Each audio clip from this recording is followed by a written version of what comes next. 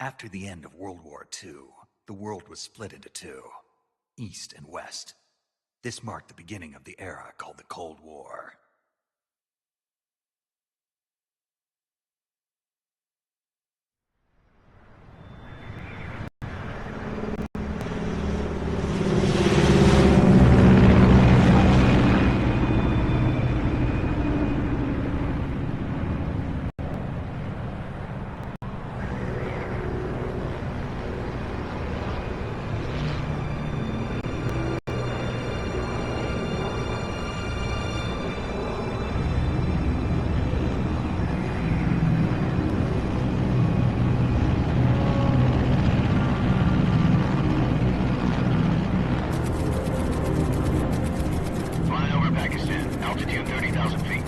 Approaching Soviet airspace. 20 minutes to drop off. Commencing internal depressurization. Equipment check. Arm main parachute. All right. You ready to go? Drop zone still showing a high pressure mass. Cav okay. Good. We've got high visibility.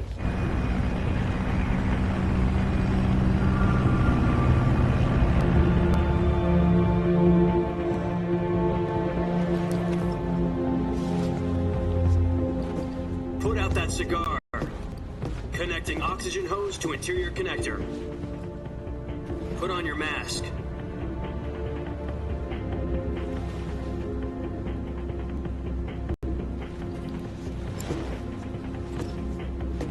Does this panty waste know what he's doing? Approaching release point. 10 minutes to drop off. Hey, are you deaf? He said put out the cigar and put on your mask.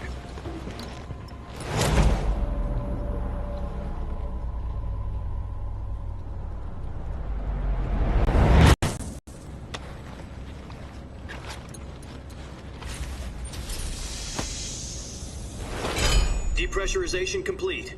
Checking oxygen supply. 6 minutes to drop off. Opening rear hatch.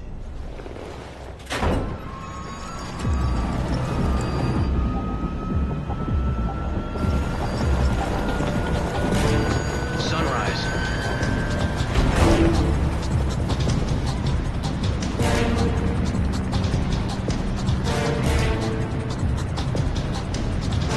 External temperature minus 46 degrees Celsius. 2 minutes to drop off. Stand up. You'll be falling at 130 miles per hour. Try not to get frostbite from the wind chill. 1 minute to drop off. Move to the rear. Activate the alarm bottle. This is one for the history books. The world's first halo jump. 10 seconds to drop off. Stand by. Status okay. All green. Prepare for drop off. Countdown. 5, 4, 3, 2, 1. Spread your wings And fly. God be with you.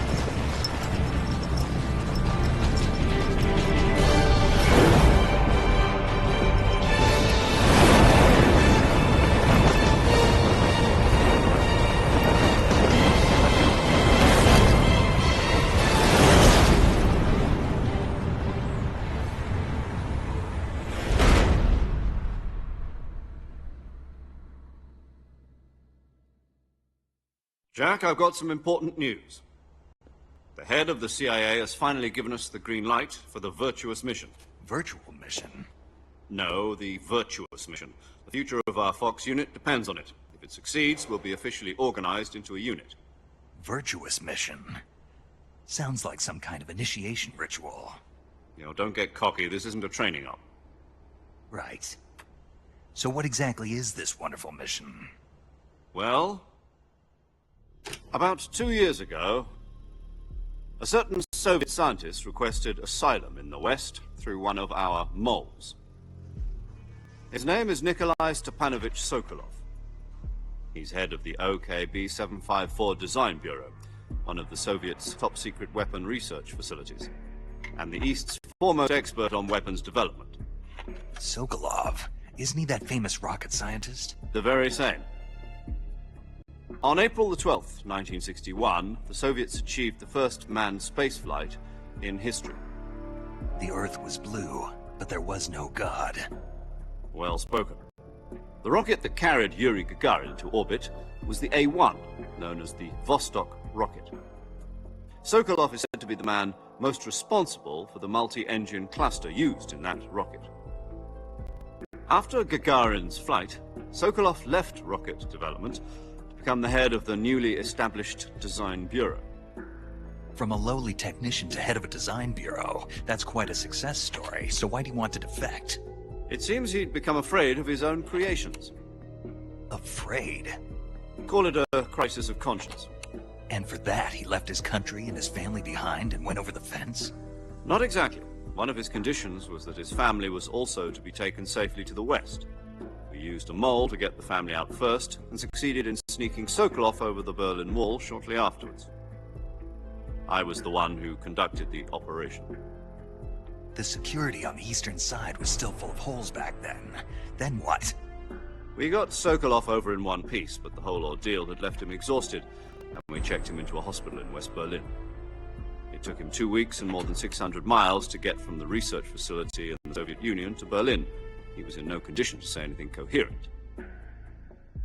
And it was only a week later that we had something much bigger on our hands. The Cuban Missile Crisis.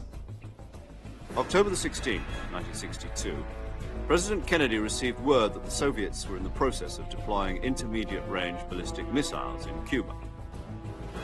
The President demanded that the Soviets dismantle and remove the missiles. At the same time, he announced a naval blockade to prevent further missile shipments from reaching Cuba.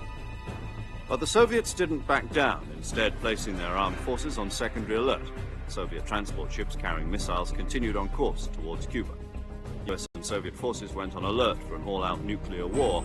Frantic negotiations were conducted through the UN's Emergency Security Council and unofficial channels to end the hair-trigger standoff. Finally, on October the 28th, the Soviet Union agreed to remove its missiles from Cuba, and so the world avoided a nuclear holocaust. But in order to get the Soviets to pull their missiles out, we had to make a deal. You mean the one where the US agreed to remove its IRBMs from Turkey? No. The Jupiter IRBMs deployed in Turkey were obsolete, and we were going to get rid of them anyway. They had no strategic value whatsoever to either the US or the Russians. The Turkey deal was a ruse, a cover story that was fed to the other intelligence agencies around the world. So what did the Russians really want? Sokolov. They wanted us to return Sokolov. You mean the Soviets pulled out of Cuba just to get their hands on Sokolov? That's right. What the hell was he working on? At the time, we had no idea. We were running out of time. It was either give up Sokolov or risk full-scale nuclear war. In the end, we had no choice. President Kennedy gave in to Khrushchev's demand. The next day, I got Sokolov out of the hospital, handing him over to agents on the eastern side. Sokolov kept on screaming, "Save me," until he disappeared from my sight. Then, a month ago, we received some new information from one of our moles. About Sokolov? Yes. He was taken back to the research facility and forced to continue working on the weapon in question under KGB supervision. What's more, it's on the verge of completion. So what kind of weapon is it? Something to do with space rockets? No, missiles. Same technology. I guess you're right. We don't know the details, but it appears to be a new kind of nuclear device. For half a year now, the Soviets have been conducting frequent nuclear tests at Semipalatinsk. Something to do with the weapon, I assume. We're talking about a secret weapon so big that Khrushchev was ready to pull out of Cuba to get it back. Is Sokolov still in the facility? No. According to our intelligence, he's in Selinoyarsk, a place in the mountains about 3 miles to the west that's known as the Virgin Cliffs. The Virgin Cliffs. Nice name for a virtuous mission. They moved him there just recently. Why? Apparently, they're conducting a field test of the weapon, but it's our best chance to get him back. This mission would never have been possible if he was still in the research facility. This is our last chance. Sokolov must have known that too when he contacted us.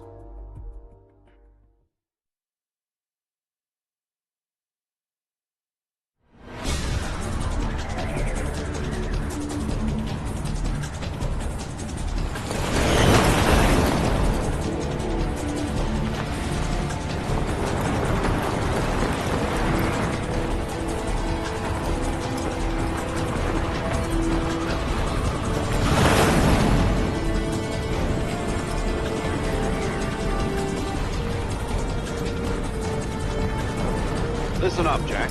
Your mission is to infiltrate Selino Yask in the Soviet mountains, ensure the safety of Sokolov, and bring him back to the West.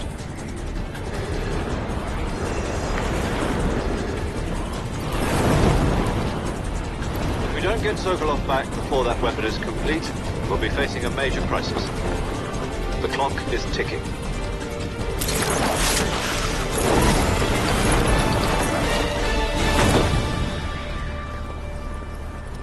Once we've confirmed the rescue of Sokolov, stand by at the recovery point.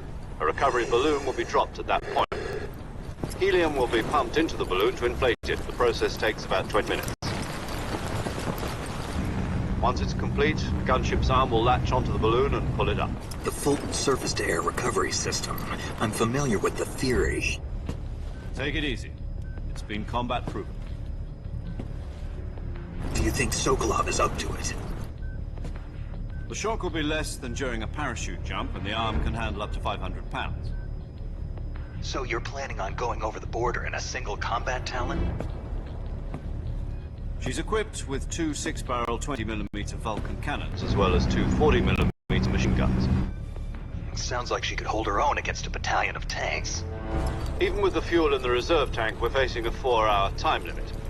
If all goes well, it shouldn't take more than a few hours. Home in time for dinner. But if anything goes wrong, you'll be eating dinner, breakfast, and all the rest of your meals in the jungle.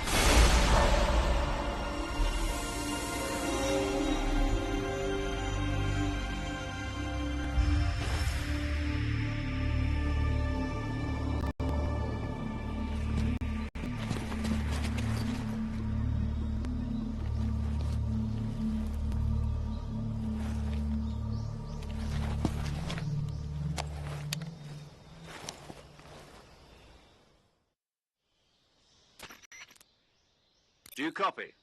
You're already in enemy territory, and somebody might be listening in. From here on out, we'll be using code names to refer to each other. Your code name for this mission will be Naked Snake. I'll be referring to you as Snake from now on. You're not to mention your real name. Snake? Well, you don't like snakes? What do you mean? Well, you've eaten one before, haven't you? In survival training. I'm glad to hear that. I don't know if I'd ever order one in a restaurant, but... Be careful, you might not have a choice. What about you, Major? What should I call you? Let's see. I'll be Tom. Call me Major Tom. This will be a sneaking mission. You must not be seen by the enemy. You must leave no trace of your presence. Is that clear? This kind of infiltration is the Fox unit's speciality. In other words, weapons and equipment are procured on site. That goes for food as well. You're completely naked, just as your name implies. Great. Now I see why you asked me if I like snakes. I suppose calling me Snake was your idea of a joke, too. No. There's a good reason for that. I'll tell you later when the time is right. Gotcha. Getting back to the subject, how exactly am I supposed to feed myself? You've been issued a knife and a tranquilizer gun. Use them to hunt for food. You'll also find some medical supplies in your backpack. Yeah, about the backpack. I lost it in a tree on the way down. I see. Well, you'd better go back and get it then. You know where it is? No problem. I can see it from here. It's stuck on a branch. To climb a tree, stand in front of a tree that's covered in ivy and press the action button. I'll be monitoring your progress over the radio. We can't risk violating Soviet airspace, but I'll be in the gunship. My frequency is 140.85. I'll give you a call if I need to talk to you. If you need to talk to me, use the send function. Okay, Snake, go get your backpack.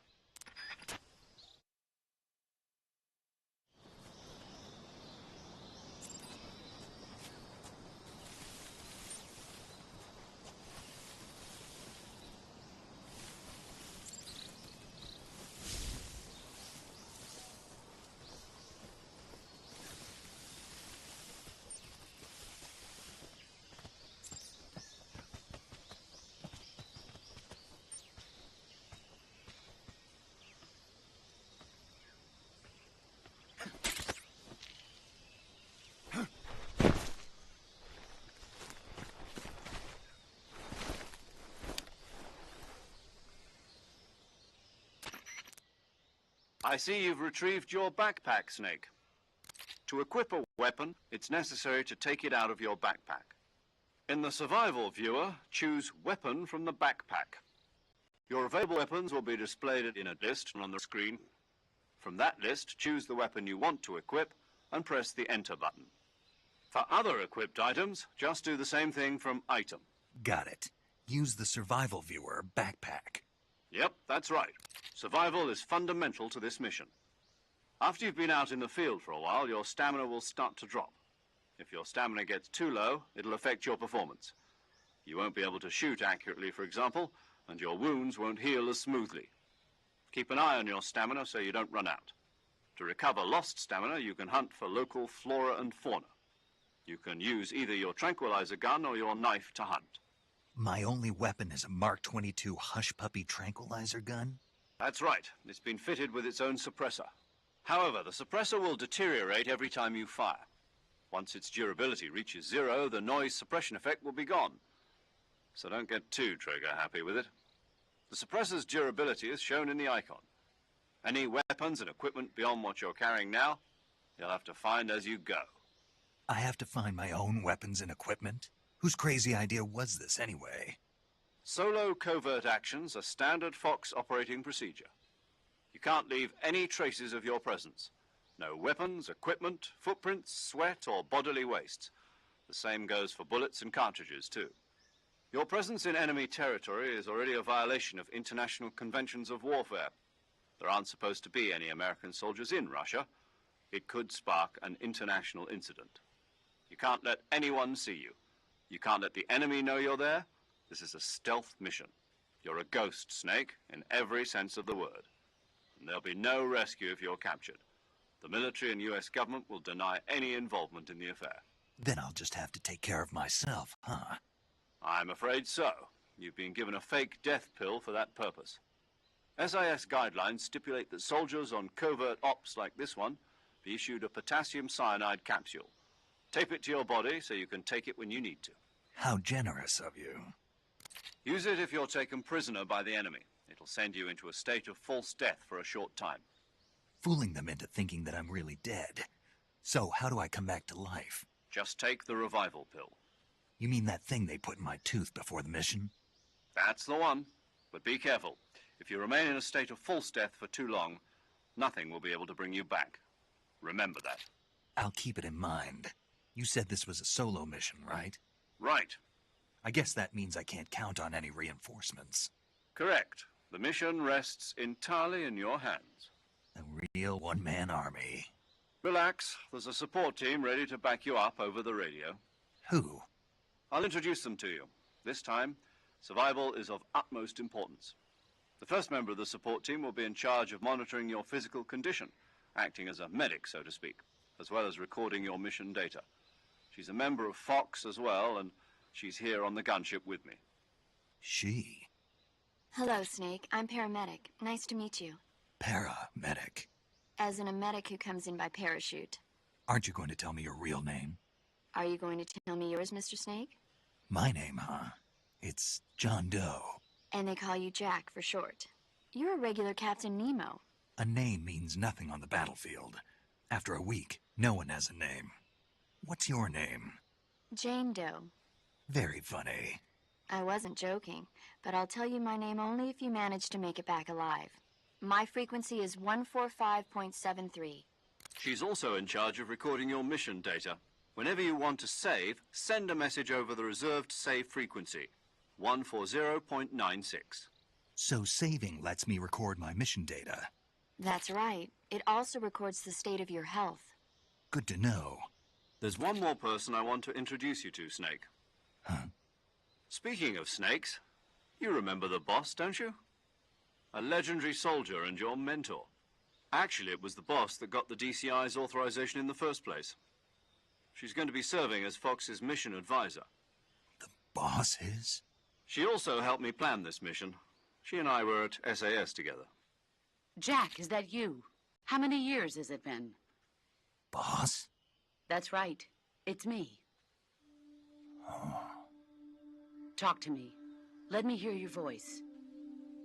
It's been 5 years, 72 days, and 18 hours. You've lost weight. You can tell just by the sound of my voice. Of course I can. I know all about you. Really? Well, I don't know anything about you. What's that supposed to mean? Why'd you disappear on me all of a sudden? I was on a top-secret mission. You didn't need me anymore. But there were still so many things I wanted you to teach me. No, I taught you everything you needed to know about fighting techniques. I taught you all I could.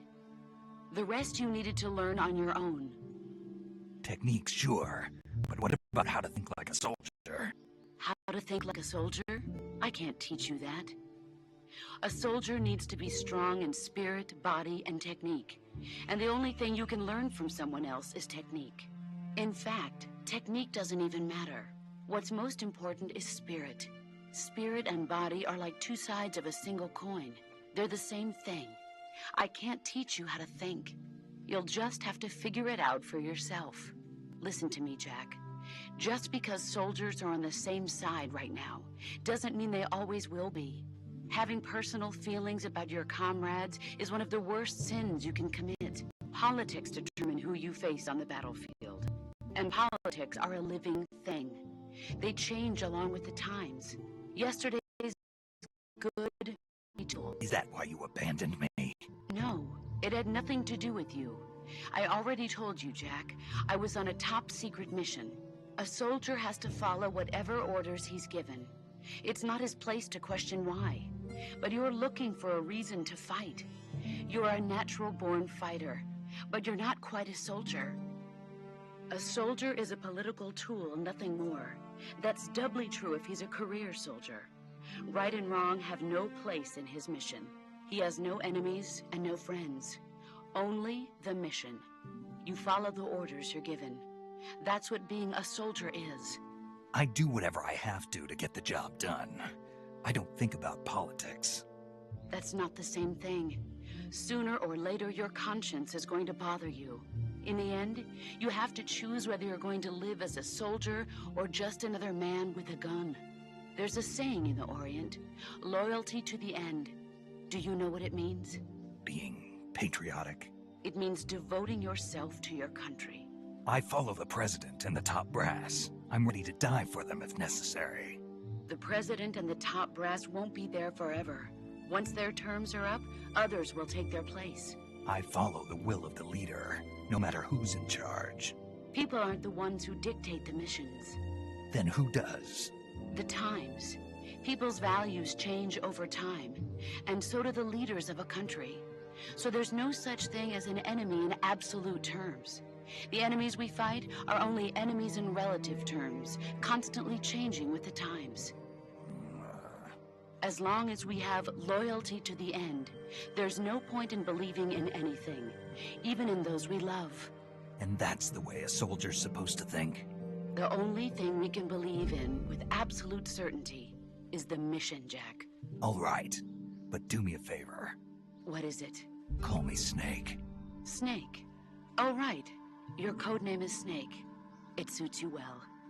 That's right. The legendary unit that the boss put together during World War II was a snake. The Cobra unit, a group of heroes that brought the war to an end and saved the world. As long as you've got a legendary hero backing you up, you'll be fine. Isn't that right, Snake?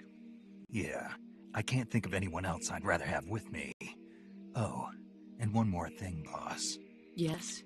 It's good to hear your voice again. Same here. After all, who knows if either of us will make it out alive? Snake, you are always best at urban warfare and infiltrating buildings. But this is the jungle. Survival is going to be key. Those CQC techniques I taught you are sure to come in handy. CQC? Close quarters combat, huh? I've been in the Green Berets for the past few years. I'm probably pretty rusty. Not to worry. I'll be here to help you remember. After all, this is your first actual survival mission. I'll be supporting you over the radio. Where are you, boss? Next to the Major? The boss is communicating with us by radio from aboard a Permit-class submarine in the Arctic Ocean. My frequency is 141.80. Call me if you need my advice on battle techniques. Gotcha. Your mission is to retrieve Dr. Sokolov. Dr. Sokolov is being held in an abandoned factory located to the north of your current position. Avoid heavy combat and don't let anyone see you. Don't forget that this is a stealth mission. Snake, try to remember some of the basics of CQC.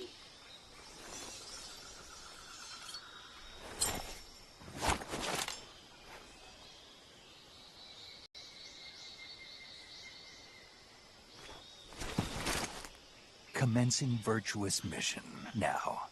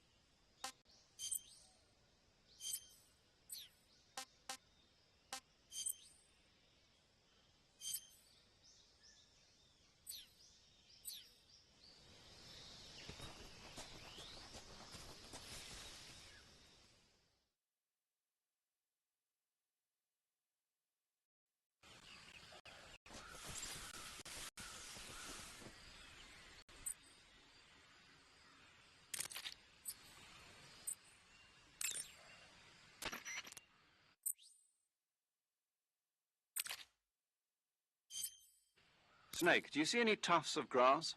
Yeah, What kind of grass? just ordinary grass. Nothing special. You should check it anyhow. It's pretty thick grass, about waist high. If you crawl into the grass, you can advance undercover. When you do, the camera automatically switches to intrusion view. If you want to stand up again, press and hold the crouch button once more. If you press the crouch button briefly, you'll crouch in that spot. This allows you to observe things without blowing your cover. Got it? Yeah, but But what? was that the only reason? What do you mean? You had me check it just so you could tell me that? That's right. Pretty useful, huh? Right. Shall we carry on? By all means. Even when hidden in grass, if you make a noise, your enemies will locate you. When enemies are nearby, move with slight movements of the movement stick. That way you can proceed with minimal disturbance.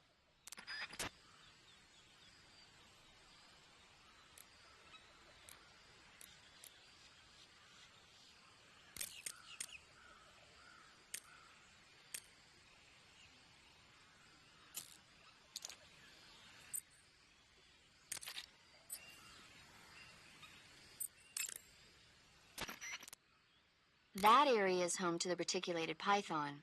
The reticulated python is said to be the longest snake in the world. The biggest ones can grow up to 10 meters in length. Although they're not poisonous, they're still very dangerous, so be careful around them. They have a highly ferocious temperament, and they can swallow whole, even large animals like deer and pigs. Their most distinguishing feature is the mesh pattern of their scales. This pattern acts as a highly effective natural camouflage. If you think there might be a reticulated python about, pay close attention to your surroundings. Otherwise, you could get bitten before you even know it's there. It's a huge snake, but you should be able to capture it alive by using the tranquilizer gun. I'll bet if you capture one and throw it at an enemy, it'll give him a good scare. Right. But how do they taste? Huh? Do they taste good? You're actually going to eat one. Why else would I be asking? Cannibal. What was that? Nothing. Let's see what the guide says. Ah, you're in luck. It says they taste pretty good. Good. I can hardly wait. Ugh.